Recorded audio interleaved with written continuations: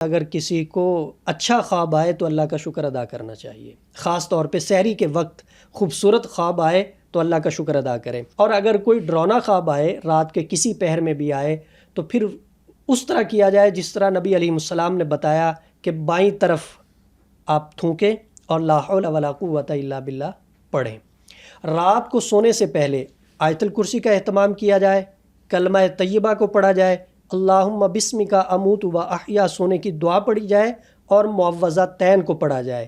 ان چیزوں کے پڑھنے کے بعد نہ تو خواب کے اندر کوئی چیز آپ کو ڈرائے گی اور نہ ہی کوئی فتنہ اور شر پھیلا سکے گی، آپ کو کسی قسم کی پریشانی نہیں ہوگی سوتے ہوئے۔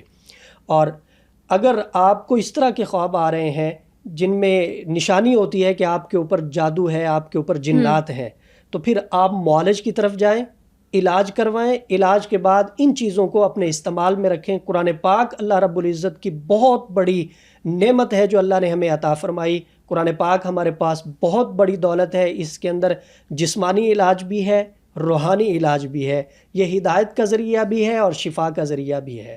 تو لہٰذا قرآن پاک کی تعلیمات کو اپنایا جائے اور قرآن پاک کی ہی تعلیمات کے مطابق زندگی بھی گزاری جائے، بیمار ہو جائیں تو علاج بھی کروائے۔